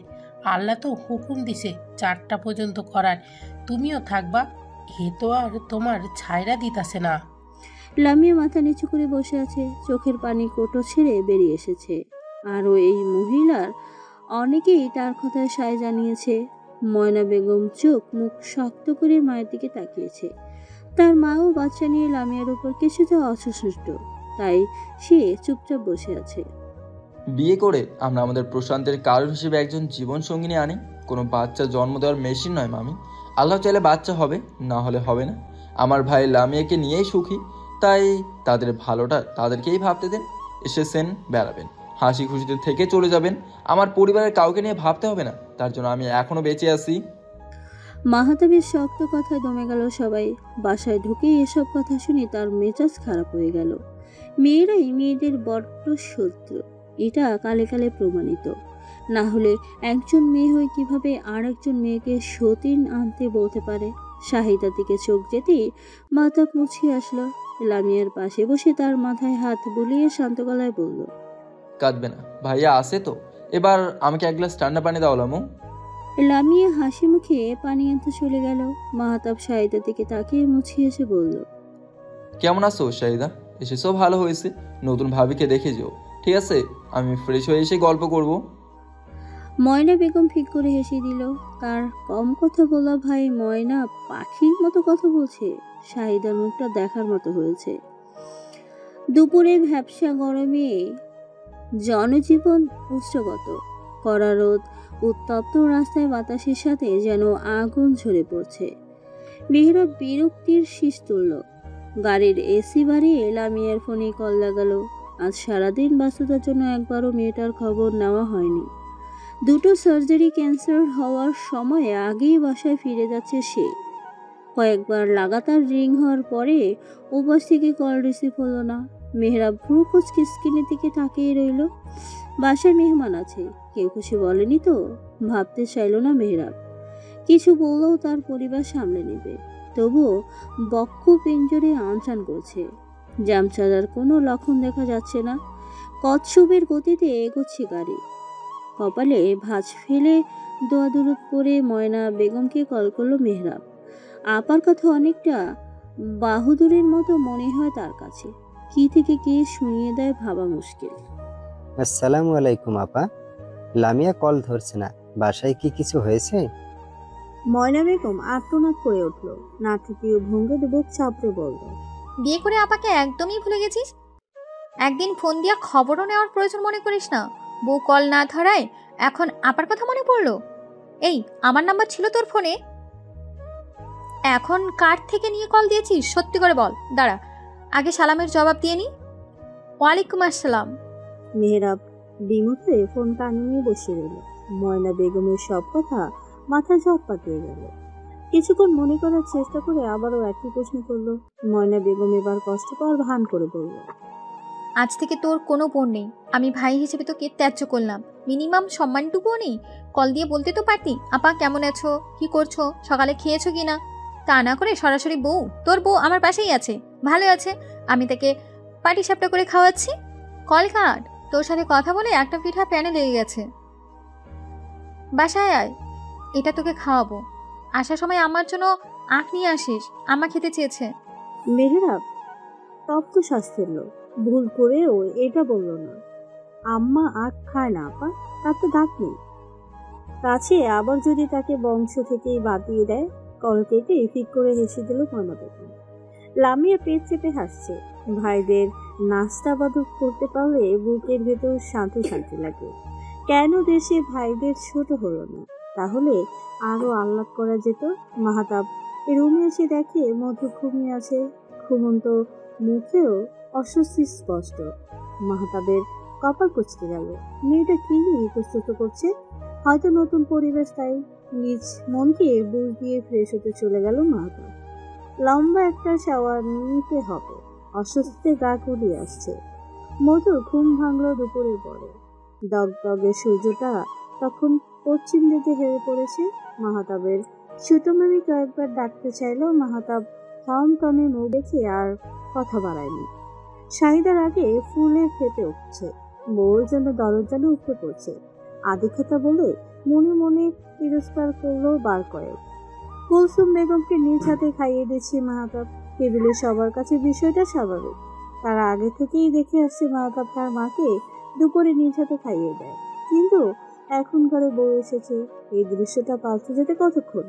মাহাতাবের বড় মামাতো ভাইয়ের বউ টিপটিনি কেটে বলেই ফেলল, মায়ের প্রতি এই ভালোবাসা থাকবে তো মাহাতিম ভাই? এখন ঘরে বউ এসেছে, হিংসা তো করতে পারে, তখন আবার মাকে ভুলে যাবেন না। মাহাতাব চোখ তুলে তাকালো। ময়না বেগম আর লামিয়া শুকনো ঢোক দিলে ভদ্র চোখে তাকিয়ে আছে মাহাতাবের দিকে। তার শান্ত খ্রিস্ট ভাই রেগে গেলে হুঁশ থাকে না। সবার সামনে চিল্লে উঠলে একটা বিশ্রী অবস্থা হবে। কুলসুম বেগম এসবে পাত্তা দিলেন না। তার ছেলে খাতে হিরে, হাজার ব্যস্ততার মাঝেও কতটা সময় ড্রাইভ করে বাসায় আসে শুধু তাকে নিজ হাতে খাইয়ে দিতে। ছোটবেলায় মাহাতাব সবসময় জেদ করতো তার হাতে খাওয়ার জন্য। মাহাতাবের বয়স তখন 14 কি 15। তখন একদিন কুলসুম বেগম মাহাতাবকে বলেছিল, আর কত আমার হাতে খাবে বাবা? এবার তো বড় হয়েছ, নিজের হাতের খাওয়ার অভ্যাস করো। আমি বুড়ো হয়ে যাচ্ছে, এখন তো আমার ছেলের হাতে খাওয়ার কথা। তা না, আমি বুড়ো ছেলেকে খাইয়ে দিচ্ছি। মাহাতাব সেদিন খেতে খেতে মায়ের গাল ধরে আদুরে গলায় বলেছিল, আমি বড় হলে আমি তোমাকে প্রতিদিন খাইয়ে দেবো আম্মা। ততদিন তোমার হাতে খাবো। তোমার হাতে না খেলে আমার পেট ভরে না আম্মা। মাহতাব তার কথা রেখেছে। আর বাবা মারা দিন থেকেই মাহতাব কুলসুম বেগমকে সবসময় নিজ হাতে খাইয়ে দেয়। আগে 3 বেলা খাইয়ে দিলেও এখন সময়ের অভাবে পারে না, তাই দুপুরে বাড়িতে চলে আসে। ময়না বেগম চোখ রাঙিয়ে তাকালো ভাইয়ের বউর দিকে। তাকে দেখে মনে হচ্ছে খোঁচা মারতে পেরে সে ভীষণ খুশি। মাহতাব ধীরে সুস্থে কুলসুম বেগমকে খাওয়ান শেষ করলো। মায়ের মুখ যত্ন সহকারে মুছিয়ে দিয়ে লামিয়াকে বলল, মাকে তার রুমে নিয়ে যাও লামু, 2 ঘন্টা রেস্ট করতে হবে, আমি এসে মেডিসিন দিয়ে দিচ্ছি। লামিয়া কুলসুমকে নিয়ে যেতে যেতে বলল, আমিই দিয়ে দেবো ভাইয়া, আপনি খেয়ে নিন। মাহতাব কিছু বলল না, হাত ধুয়ে সোজা ড্রয়িং রুমে গিয়ে বসলো। সবাই খাওয়া শেষ করে সেখানেই বসেছে। শাহিদা একটু পর পর মাহতাবকে দেখছে। 2 বাচ্চার মা হয়ে সে অনেকটা বুড়িয়ে গেছে, তবে মাহতাবকে দেখে বয়স বোঝার জোর নেই। শুধু কানের পাশে কয়েকটা চুল পাক ধরেছে, এই যা। মধুকে দেখার জন্য হাপসাপ করছে ভিতরে ভিতরে। মাহতাব ভুল করেও তার দিকে তাকাচ্ছে না। কেন তাকাচ্ছে না? বউকে তাকে দেখতেই চাইছে না? এই তার ভালোবাসার স্ত্রী? মাহতাব ফোন ঘাটতে ঘাটতে তার মামাতো ভাইকে বলল, দিনকাল কেমন যাচ্ছে ভাই, ব্যবসার কি অবস্থা? আছো আলহামদুলিল্লাহ মোটামুটি, তোর মতো কোটিপতি বেনে যায়নি এখানেও। তাদের কথার মাঝেই সেই ভাবি আরো কয়েকবার মাহতাবকে পিঞ্চ করে কথা বলল। শাহিদা সহ কয়েকজন শব্দ করে হাসছে। আপনি বুঝি মামিকে হিংসে করেন ভাবি? তা না হলে এত সহজেই বুঝে ফেললেন কি করে? আর বউ হিংসি করলে 1 প্লেটে 2 জনকে খাইয়ে দেবো, খাবারের টান পড়বে না আমাদের বাসায়, 2 হাত ভরে টাকা কামাই। এদের জন্যই তো 2 জনকে খাইয়ে দিলে হিংসে করবে না নিশ্চয়ই। বেচারির হাসি এসে মুখটা চুপসে গেল। জোর করে হাসার চেষ্টা করে বলল, আমি তো মজা করছিলাম ভাই, রাগ করলি নাকি? আমিও ঠিক আপনার মতোই মজা করছি, রাগ করবো কেন? থমথমে পরিবেশে আগমন হলো মেহরাবের। ঘামে ভিজে যাওয়া শার্ট গায়ের সাথে লেপটে আছে, হাতে 2টি আট। লামিয়া ছুটে গিয়ে 1 গ্লাস পানি এগিয়ে দিল। মেহরাব মুচকি হেসে পানি খেয়ে রুমে চলে গেল ফ্রেশ হতে। মাহতাব লামিয়াকে উদ্দেশ্য করে বলল, মধুকে নিয়ে এসো লামু, ও হয়তো উঠে পড়ছে। লামিয়া মাথা নাড়িয়ে চলে গেল। লামিয়াকে পাঠানোর উদ্দেশ্য হচ্ছে মধুকে একটু গুছিয়ে গাছিয়ে নিয়ে আসা। খাবে না আপা? ময়না বেগম টেবিলের কাছে যেতে যেতে বলল, খাবো না কেন? তোদের জন্য বসে আছি ভাবিস না, আমি এমনিতেই দেরি করছিলাম, খেতে মন চাইলে টেবিলে আয়। মাহতাব মনে মনে হাসলো। বোনটা আর বদলালো না। মেহরাব, মাহতাব, ময়না বেগম টেবিলে বসে অপেক্ষা করছে মধুর জন্য। ময়না বেগম সুফিয়া খালাকে বলল পিঠাগুলো ড্রয়িং রুমে নিয়ে যেতে, যার মন চাইবে খাবে। মধুকে নিয়ে নিচে আসতে সবার চোখ কপালে। শাহিদা চোখ বড় বড় করে তাকিয়েছে। মাহতাব এত কম বয়সী মেয়ে বিয়ে করেছে, কেউ আন্দাজও করেনি। কালো জামদানিতে অসম্ভব সুন্দর লাগছে মধুকে। মাহতাব কয়েক সেকেন্ড তাকিয়ে চোখ সরিয়ে নিল, মনে মনে বলল, সুন্দর, অসম্ভব সুন্দর। মধু সবাইকে সালাম দিয়ে কুশল বিনিময় করলো। লামিয়া তাকে রেডি করাতে করাতে সবার বিবরণ দিয়ে ফেলেছে, তাই রয়ে শুয়ে সবার কথার উত্তর দিচ্ছে সে। ময়না বেগমের কথা শেষ হতেই শাহিদা শেষরান গলায় বলল, আগে খেয়ে নাও মধু, সবাই ঘরের মানুষ, পরেও আলাপ করা যাবে। এই লামু, এসে বসে পড়। বাহ আপা, ভাইয়ের জন্য তো কম বয়সী মেয়ে ধরে এনেছেন, এই জন্যই বুঝি 2 দিনের মাহতাবের মাথা ঘুরে গেছে। শাহিদার হাসতে হাসতে মারা খোঁচাটা গায়ে মাখল না মাহতাব। ময়না বেগম কিছু বলতে গেলেও তাকে থামিয়ে দিয়ে হাসি মুখে উত্তর দিল, ঠিক ধরেছো শাহিদা, অপেক্ষার ফল সবসময় সুমিষ্টই হয়। আমি আমার দুঃখের বিনিময়ে সুখ কিনে এনেছি, সাময়িক কষ্টটা এখন আশীর্বাদ মনে হচ্ছে, না হলে এমন জীবনসঙ্গী পাবো কেন? শাহিদার মুখটা অপমানে লাল হয়ে গেল। থমথমে মুখে তাকিয়ে রইল মধুর দিকে। গোধূলির রক্তিম আভা আকাশে চারিদিকে ছড়িয়ে ছিটিয়ে আছে। মনে হচ্ছে সৃষ্টিকর্তা একরাশ লাল রং আকাশের গায়ে মেখে দিয়েছে। দুপুরে খাওয়া শেষ হতেই আসরের আজান হয়ে গেল। মাহতাব ঘড়ি দেখে ভ্রু কুঁচকাল। এতটা দেরিতে সে কখনো খায় না, আজ একটু ভিন্নতা। ড্রয়িং রুমে এখন শুধু কয়েকজন ছড়িয়ে ছিটিয়ে বসে আছে। ময়না বেগম নিজের রুমে রেস্ট নিচ্ছেন। মধু আড়ষ্ট ভঙ্গিতে গুটিছুটি হয়ে বসে আছে। অস্বস্তি হচ্ছে খুব। সবাই কেমন বাঁকা চোখে দেখতে তাকে। সারাদিনের ব্যস্ততায় লামিয়া ক্লান্ত। ঘন্টাখানেক শুয়ে থাকতে পারলে একটু ভালো লাগতো, কিন্তু মধুকে ছেড়ে উঠতে পারছে না সে। মেহেরাবের মামাতো ভাইয়ের বউরা ঘিরে রেখেছে মধুকে। মেহেরাবকে ডেকে দাও বোন, নামাজের সময় চলে যাচ্ছি, আপনারাও নামাজ পড়ে নিন। তোমরা যাবে তো? মামাতো ভাইয়া মাথা নেড়ে উঠে দাঁড়ালো। মাহতাব ব্যস্ত ভঙ্গিতে কয়েকবার ঘড়ি দেখলো। প্যাটা হালকা ভারী ভারী লাগছে। নামাজের পর কিছুক্ষণ হেঁটে আসলে মন্দ হয় না। মিনিট পাটিক পর মেহেরাব আসলো। ফোলা ফোলা রক্তিম চোখ নিয়ে ভাইয়ের সাথে মসজিদের উদ্দেশ্যে বেরিয়ে পড়ল। যাওয়ার আগে মাহতাব মধুর কাছে এসে নরম গলায় বলল, মধু, সম্ভব হলে নামাজটা পড়ে নিও, আর নিচে আসার দরকার নেই। নামাজ শেষে রুমে গিয়ে রেস্ট করবে, আমার আসতে লেট হবে। লামিয়ার সাথে যাও, আমি আসছি, ঠিক আছে? লামিয়া, মধুকে নিয়ে নামাজের রুমে যাও। আমার আপা কেউ ডেকে দিও বোন।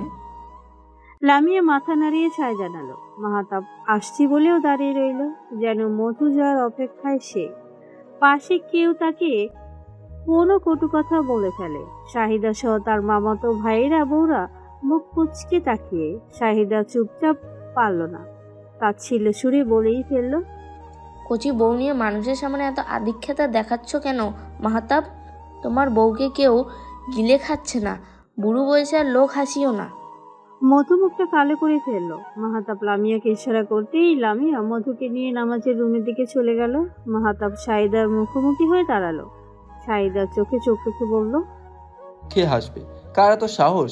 শাহিদা আমাকে আর আমার বউকে নিয়ে হাসবে? আমার বউকে নিয়ে আমি আদিক্ষেতা করি বা তাকে কোলে নিয়ে বসে থাকি, তাতে তোমার এত চলছে কেন? মুখে ব্রেক লাগাও শাহিদা, ব্রেক ফেল হলে ভাঙতে সময় লাগে না, হোক সেটা গাড়ি বা কারো মুখ। নামাজ পড়ে বিশ্রাম নাও, সন্ধ্যায় এসে একসাথে চা খাবো। রাতে তোমার বর আসবে তোমাকে নিতে, আমার লেট হলে দেখা না করে চলে যেও না কিন্তু। অপেক্ষা করো, আসছি। শাহিদার মুখ অপমানে থমথম হয়ে গেল। ভিতরে ভিতরে সে রাগে ফেটে পড়ছে। রক্তিম চোখে ছলছল করে উঠছে। সব রাগে জমা হলো মধুর উপর। এই মেয়েটা আসতেই মাহতাব তার সাথে এত খারাপ ব্যবহার করা শুরু করেছে। কই, আগে তো কখনো করেনি। মাহতাবের মেজো মামাতো ভাইয়ের বউ এসে সান্ত্বনার বাণী শোনালেন।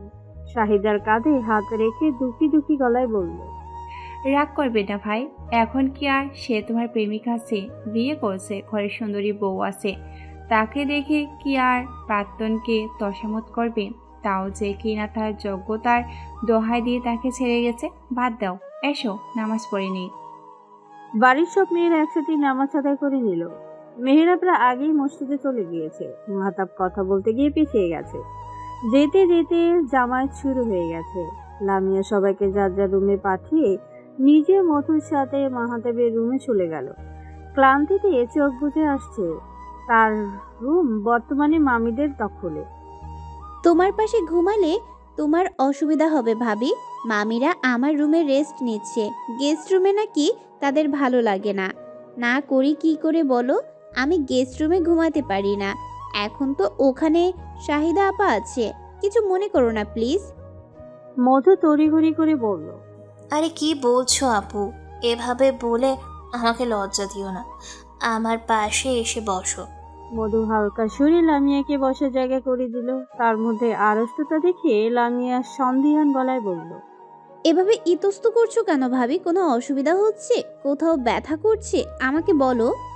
মধু ইতস্তত গলায় বলল, আসলে সব কিছু এমন সাজানো গোছানো, আমার ভয় করছে। যদি কিছু এলোমেলো হয়ে যায়, উনি রাগ করবেন হয়তো। লামিয়া শব্দ করে হেসে উঠল। মধুর গাল টেনে দিয়ে হাসি মুখে বলল, শোনো ভাবি, ভাইয়া গম্ভীর দেখে সবাই ভাইয়াকে খুব রাগী মনে করে। আসলে কিন্তু ভাইয়া রাগী নয়, রেগে গেলেও ঠান্ডা মাথায় সব কিছু সামলে নেয়। তাই ধৈর্য শক্তি দেখলে তুমি অবাক না হয়ে পারবে না। তবে রেগে গেলে তাকে সামলানো যায় না।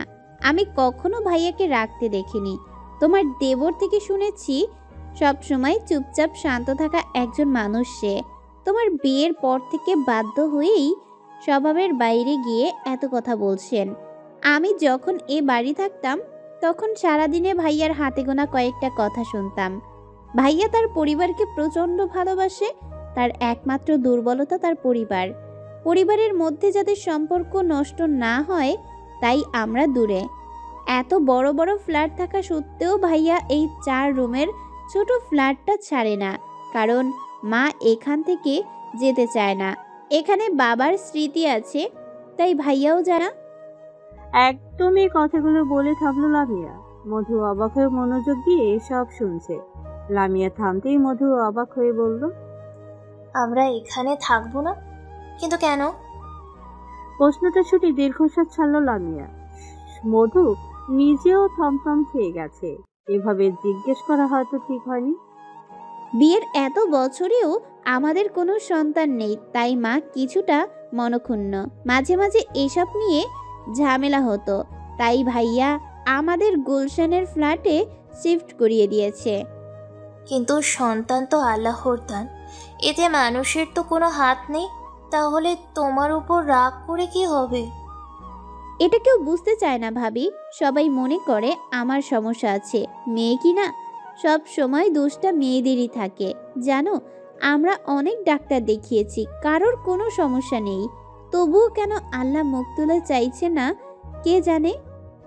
লামিয়ার কথায় চাপা আর্তনাদ স্পষ্ট। মধু কি বলবে বুঝতে পারলো না, তাই চুপ করে লামিয়ার হাত ধরে বসে রইল।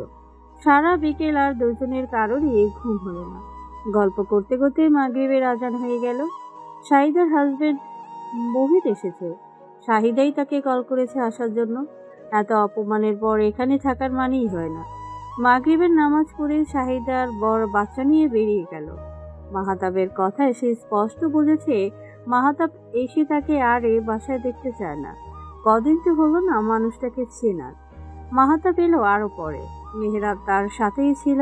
অনেকদিন পর দুই ভাই আজ একসাথে এতটা সময় কাটালো। কাল থেকে আবার ব্যস্ত জীবনে ছুটতে হবে। রাতের খাবার খেয়ে বাকি মেহমানরাও চলে গেল। মধু রুমে এসে বসতেই মাহাতাবও চলে এলো। মধু গুটিসুটি মেরে খাটের এক কোনায় বসে আছে। মাহাতাব ধীর পায়ে এসে মধুর বিপরীত পাশে বসলো। শরীর ঠিক আছে? হুম। মন খারাপ? মধু চোখ তুলে তাকালো। মাহাতাবের শান্ত মুখটা দেখে আবারও চোখ নামিয়ে মিনমিনিয়ে গলায় বলল, না। ভয় পাচ্ছ আমাকে? মধু হকচকিয়ে গেল। শুকনো ঢোক গিলে মাথা নাড়িয়ে না বোঝালো। পাওয়া উচিত। মধু চমকে গেল। মাহাতাবের গলাটা কি অন্যরকম শোনালো। সকালে নাম না জানা পাখির ডাকে ঘুম ভেঙেছে মধু। শাহ পাখির ডাক শুনতে পাওয়া দুষ্কর। একটা বড় আম গাছে আছে বাড়ির পেছনের দিকটায়। সেখানেই হয়তো কোনো পাখি মিচিমিচি করে ডাকছে। শব্দগুলো খুব কানে লাগছে। কোকিলের মতো মধুর গলায় ডাকলে হয়তো এত কানে লাগতো না। চোখ কুচকে আড়ষ্ট ভঙ্গিতে উঠে বলল মধু, পাশের জায়গাটা খালি। এই পাশটাই রাতে মাহাতাব শুয়েছিল। রাতের কথা মনে হতেই মুখটা পাংশুটে হয়ে গেল তার। লোকটা কিভাবে তাকে ভয় দেখাচ্ছিল। তার ভয় চুপসে যাওয়া মুখটা দেখেও তার দয়া হয়নি। ভয় পেলেও মধুর মনের কোণে একটা জায়গা মাহাতাবের জন্য ভরসা আর বিশ্বাস ছিল। মাহাতাব বিছানার এক পাশে শুয়ে গম্ভীর গলায় যখন বলল, শুয়ে পড়ো মধু। আমাকে ভয় পাওয়ার কারণ তুমি নিজেই বুঝে যাবে একদিন। তার জন্য বাকি জীবনটা তো পড়ে গেছে। তুমি না বুঝলেও আমি তোমাকে আস্তে আস্তে বুঝিয়ে দেবো। এখন ঘুমাও। মধু মুখটা গাচুমাচু করে শুনিয়ে গেলেই মাহাতাব ঠান্ডা গলায় বলল, রাতের মেডিসিনগুলো খেয়েছো মধু? হুম। আচ্ছা ঘুমাও। মধু ছাদ ছেড়ে বিছানা থেকে নামলো। শরীরে এখনো হালকা ব্যথা করছে। হাতের পোড়া জায়গাটা টান ধরেছে। মাহাতাব রুমের কোথাও নেই। মধু ফ্রেশ হয়ে রুম থেকে বেরিয়ে ড্রয়িং রুমে চলে এলো। ময়না বেগম টেবিলে বসিয়ে খালার সাথে কি নিয়ে যেন কথা বলছে। মধুকে দেখেই হাসি মুখে বলল, ঘুম ভাঙলো? মাহাতাব সকালেই বেরিয়ে গেছে। ও খুব সকালে বেরিয়ে যায়। আমাকে বললো তুমি ঘুমাচ্ছ, কেউ যেন বিরক্ত না করে, তাই ডাকিনি। এসো নাস্তা করে নাও। মধু হালকা হাসলো। টেবিলে বসে চারিদিকে চোখ বুলিয়ে ধীর গলায় বলল, আসলে কিভাবে যে এত ঘুম এলো বুঝতে পারছি না। আপনারা খেয়েছেন?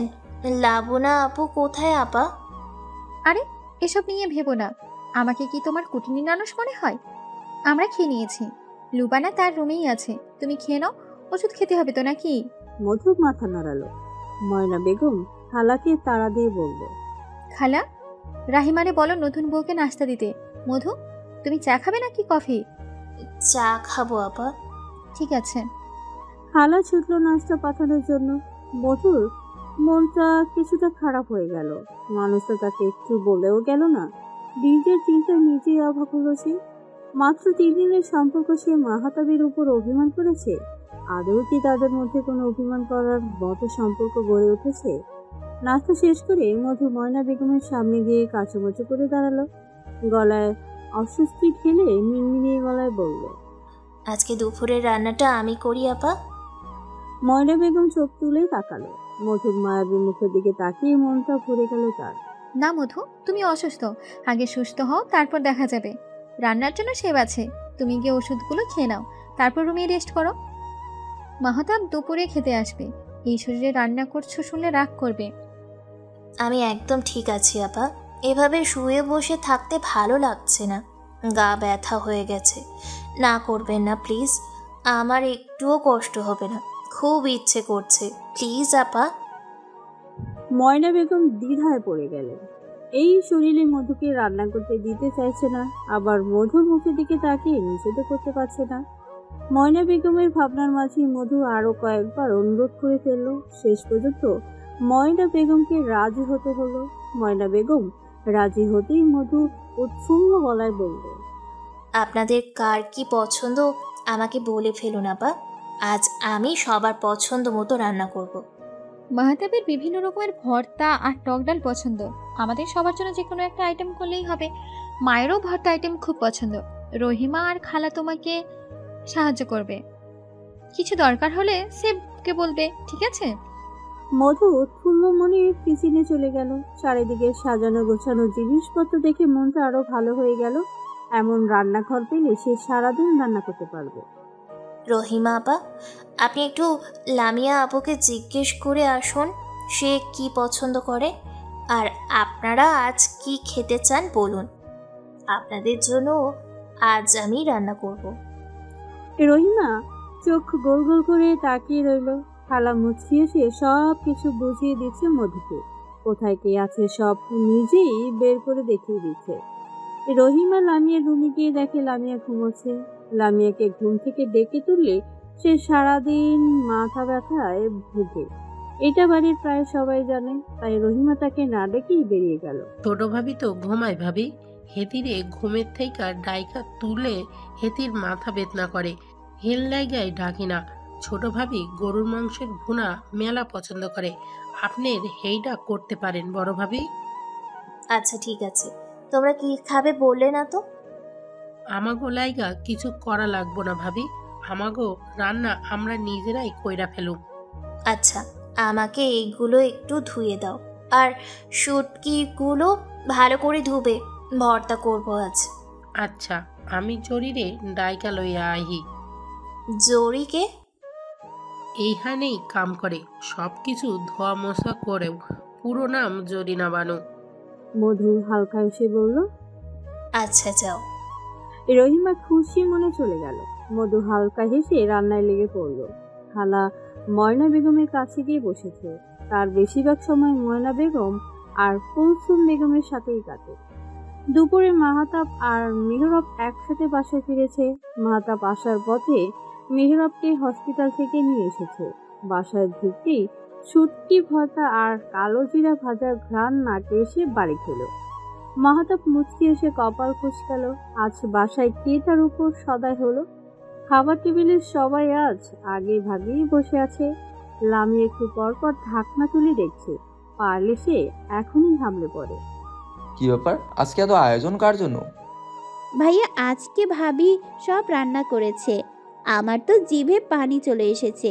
শুটকি ভর্তা, আলু ভর্তা, কালো জিরা ভর্তা, মাছ ভর্তা, লাউ শাক ভর্তা, ডাল, গরুর মাংস ভুনা করছে সব। হ্যাঁ ভাইজান, আর আমাগো লাইগা বিরিয়ানি করছে, চুলায় আছে এখনো, এগুলো করতে একটু দেরি হইয়া গেছিল, প্রায় হইয়া গেছে। রহিমা আর জরির চোখ খুশিতে চকচক করছে। তাদের খুশি দেখে মাহতাব মুচকি হাসলো। মেহরাব দ্রুত পায়ে রুমে গেছে ফ্রেশ হতে। লামিও তার পিছু পিছু ছুটেছে। বসো তোমরা, আমি ফ্রেশ হয়ে আসছি। কুলসুম বেগম মাথা নেড়ে সায় জানালেন।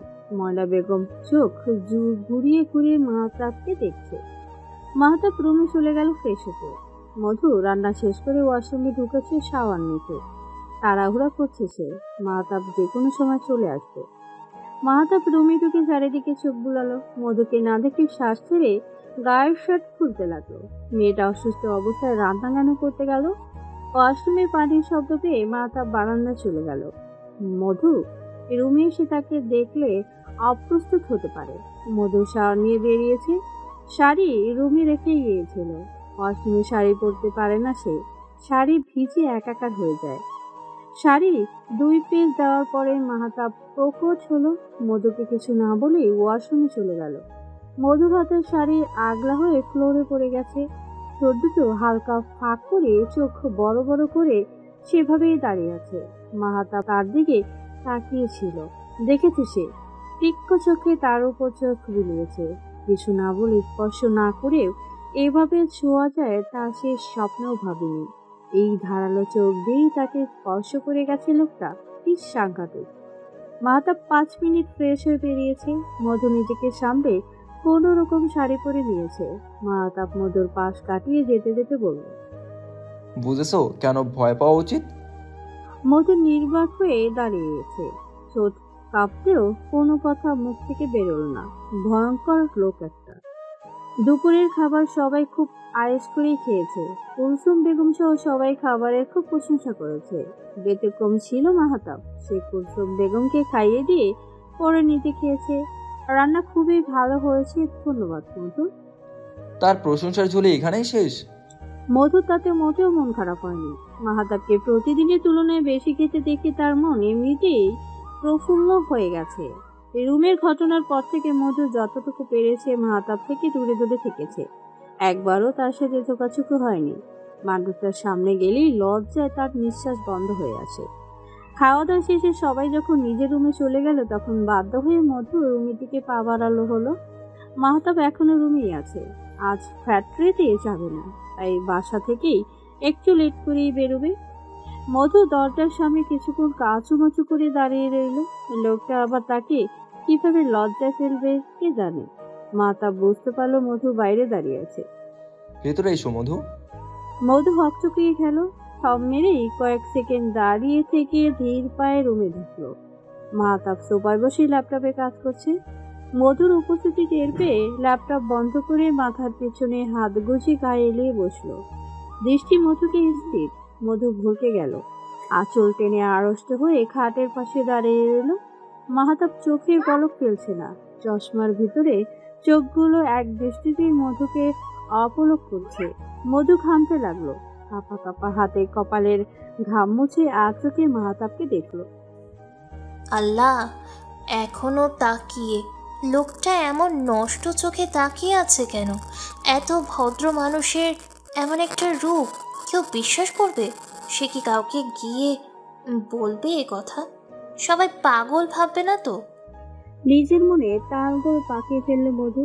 মাহতাব এখনো মধুকে দেখছে। মধুর দিকে চোখ রেখেই এসির টেম্পারেচারে কমিয়ে দিল। মধুর বুক কাঁপছে। হৃৎপিণ্ড লাফিয়ে বাইরে চলে এলে বিপদ। এইভাবে কি দেখছেন? তোমাকে। মাহতাবের সোজা সাপটা জবাব। মধু আবার ভড়কালো। এর পরিবর্তে কি বলা উচিত খুঁজে ব্যস্ত হলো। হাজার ভার খুঁজেও তার শব্দ ভান্ডার খালি। মাহতাব এবার নড়ে চড়ে বসলো। চোখের উপর থেকে চশমাটা খুলে 2 হাঁটুতে ভর দিয়ে বসে পড়ল। অনেক বছর এইভাবে মুগ্ধ হয়ে কাউকে দেখা হয় না, তাই দেখছিলাম। আপত্তি আছে? মধু অস্থির চোখে তাকালো। তার অস্থির লাগছে, অস্বস্তি হচ্ছে খুব, কিন্তু কিভাবে বলবে? এই যে এখনো কিভাবে তাকিয়ে আছে, সে কিভাবে বলবে? আমার আপত্তি আছে, ঘোর আপত্তি আছে।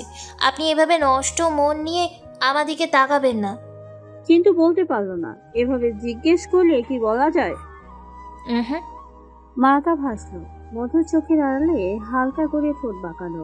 মধু মাথা নিচু করে দাঁড়িয়েছে। আমার পাশে এসে বসো মধু, তোমার সাথে খোলাখুলি কিছু কথা বলি। মধু ধীর পায়ে গিয়ে মাহতাবের থেকে যথেষ্ট দূরত্ব রেখে বসলো। মাহতাব হাত বাড়িয়ে মধুর একটা হাত নিজের হাতে নিল। মধুর কাঁপা কাঁপা হাতে নিজের অপর হাতটি রেখে মুখোমুখি হয়ে বসে দীর্ঘ গলায় বলল, আমি কথাগুলো আগেই বলতে চেয়েছিলাম মধু, সময়টা সঠিক ছিল না এই কথাগুলো বলার। বাবা মার যাওয়ার আগে বাস্তবতা সম্পর্কে আমার ধারণা ছিল শূন্য। বাবারা এরকমই হয় মনে হয়, সমস্ত ঝড় ঝাপটা নিজের মধ্যে রেখে আমাদের উপর বটগাছের মতো দাঁড়িয়ে থাকে। আমার বটগাছের ছায়া যখন আমার উপর থেকে সরে গেল তখন আমি বাইরের উত্তাপ বুঝতে পারলাম। আমার এত নাম ডাক একদিনে হয়নি। এসব কিছুর পেছনে আমার অক্লান্ত শ্রম আর জীবনে অনেকটা সময় দিতে হয়েছে। আমার তাকদিরে ছিল তাই আমি সফল হয়েছি। অনেকে শ্রম দিয়েও সফল হয় না, আমি হয়েছি। আমার সব কিছু আমার পরিবার। তুমি এখন আমার পরিবারের একজন, আমার নিজের একটা অংশ তুমি। তাই তোমার কাছে আমার আবদার, আমার মা আর বোনের উপর কখনো রাগ করো না। তাদের বয়স হয়েছে, বাচ্চাদের মতো আচরণ করে মাঝে মাঝে। এমনিতেই তারা কেউ খারাপ নয়, মানুষ হিসেবে তারা খুবই ভালো। তবে কোনো মানুষই একেবারেই পারফেক্ট হয় না, তারাও নয়। একসাথে থাকতে গেলে নোকচোক হয়ে গেলে সামনে নিও। আশা করি কখনো বাড়াবাড়ি কিছু হবে না। যদি হয় তাহলে মনে রাখবে তাদের জবাব জন্য আমি তোমার মুখ হয়ে যাব। সব কিছু আমি সামনে নেব, এতটুকু বলতে পারি। তোমার উপর কখনো অবিচার করা হবে না। আম্মা আপা বায়না করলে মনে করবে আমাদের বাসায় দুটো ছোট বাচ্চা আছে, তারাই তোমার কাছে আবদার করছে, তাদের বাচ্চাদের মতো সামনে নেবে। এই যে এত টাকা, নাম, প্রতিপত্তি দেখছো, এই সব কিছুই আমার সম্পদ নয়। আমার সম্পদ আমার পরিবার। তোমরা তোমরা ভালো থাকলে আমি ভালো থাকবো। কখনো মনে কোনো অভিযোগ আসলে আমাকে বলবে, আমি তোমার অভিযোগের ডাক বাক্স হয়ে যাব। তোমার সমস্ত অভিযোগ নিজের ভেতর নিয়ে নেব। আমার পরিবারটাকে আগলে রেখো, তোমাকে আগলে রাখার দায়িত্ব আমার। মধু মন্ত্রমুগ্ধের মতো মাহাতাবের কথা শুনছিল। মন থেকে মাহাতাবের জন্য অনুভূতি ঠিকই বেড়ে আসতে চাইছে। মানুষটার জন্য সম্মান অনেকটা বেড়ে গিয়েছে তার মনে। মাহাতাব এখনো তার হাত ধরে বসে। মধুর অসুস্থ হচ্ছে না, এই স্পর্শ অতি পবিত্র তার স্বামী। আমি মনে রাখবো, আপনাকে নিরাশ করব না, ভরসা করে দেখুন না। আমি তোমায় ভরসা করি মধু। এই কয়েকটা বাক্য মধুর চোখে আবার পানি এলো। ছলছল চোখে মাহারাবের দিকে তাকিয়ে মুচকি হাসলো। মাহাতাব চট করে মধুর হাত ছেড়ে দিল। ইদানিং তার কি হয়েছে সে নিজেই জানে না। এই পুচকে মেয়েটাকে দেখলেই অনুভূতিরা ঠেলে বেরিয়ে আসে। মধুকে সে মন থেকেই মেনে নিয়েছে। মধুর জন্য ভালো লাগাও আছে, সেটা 1-2 দিনের না, অনেক পুরনো। প্রথম দিনের মধুর সেই অসহায় চোখ মাহাতাবের কয়েক রাতের ঘুম কেড়ে নিয়েছে। মধুর সমস্ত খোঁজ খবর নিয়েছিল মাহাতাব। মধুর অবস্থার কথা জেনে খারাপ লেগেছে তার, তবে নিজের বয়সের কথা বিবেচনা করে সামনে আগাতে ইচ্ছে হয়নি। এখন সেই মেয়েটাই তার স্ত্রী, তার পাশেই বসে রয়েছে। মাহাতাব কিছু একটা চিন্তা করে বলল, আমাকে তোমার মেনে নিতে কষ্ট হচ্ছে মধু? আল্লাহ, এসব কি বলছেন? আমাকে নিয়ে মনের মধ্যে এমন দ্বিধা আনবেন না দয়া করে। আমার সৌভাগ্য আমি আপনাকে স্বামী হিসেবে পেয়েছি। এসব ভেবে আমাকে অপরাধী করবেন না। তার মানে তুমি আমাকে মেনে নিয়েছো? মধু ভরকে গেল। আবার সেই বেহায়া দৃষ্টি। লোকটা এভাবে তাকায় কেন? চোখ দিয়েই তাকে ভয়ে দেখাচ্ছে। মধু হারে হারে বুঝতে পারছে মাহাতাবের কথার মানে। এভাবে চলতে থাকলে সে হাত ফেল করে মারা যাবে। এভাবে তাকাবেন না, আমার কেমন যেন লাগে। মাহাতাব ভিতরের হাসিটুকু বাইরেই আনলো না। অসম্ভব কিউট তার বউ। বুড়ো না হলে কয়েক দফা দুষ্টুমি করে ফেলতো সে। এই বয়সে এসব করলে নিজের কাছেই অস্বস্তি লাগবে, তাই কিছু বলল না। কিছুক্ষণ চুপ করে থাকলেও নিজেকে আর দমিয়ে রাখতে পারল না মাহাতাব। এক রোগা দৃষ্টিতে মধুকে দেখে শান্ত গলায় বলল, কেমন লাগে? যেমনই লাগুক অভ্যাস করে নাও। মধু অসহায় মুখ করে বসে রইল। লোকটা কিছু না করেও তাকে জ্বালাচ্ছে। মেহরাব দুপুরের খাবার খেয়ে বেরিয়ে গেছে। ইদানিং তার ব্যবহারে অনেক পরিবর্তন এসেছে। লামিয়া বুঝতে পারে, কিন্তু মুখ ফুটে কিছু বলে না। যদি অপ্রিয় কিছু শুনতে হয়, যা সেটা সহ্য করতে পারবে না। মেহরাবকে একটু বেশিই ভালোবাসে লামিয়া। তার অবহেলা ভেতরে ভেতরে ক্ষত সৃষ্টি করছে। এই ক্ষতর জ্বালা যে বড় ভয়াবহ, মেহরাব কি বুঝতে পারে না? সব কিছু স্বাভাবিক থাকলেও কি যেন একটা স্বাভাবিক নেই। ইদানিং মেহরাব খুব বেশি ব্যস্ত থাকে। বাসায় এলেও নিজের কাজ নিয়ে ব্যস্ত হয়ে পড়ে। লামিয়ার তা নিয়ে অভিযোগ নেই, সে শুধু স্বামীর বুকে শান্তিতে কয়েক ঘন্টা ঘুমাতে চায়। ইদানিং মেহরাব বোধহয় তাকে বুকে নিয়ে ঘুমাতে ভুলে যায়। সারা রাত এপাশ ওপাশ করে কাটিয়ে দিলেও মেহরাবের কেন হেলদোল হয় না। লামিয়ার মেহরাবকে সন্দেহ করতে ইচ্ছে করে না, এতে তার নিজের ভালোবাসায় অপমানিত হবে। মেহরাব তাকে ধোঁকা দিতে পারে না, এ অসম্ভব। আসলেই কি তাই?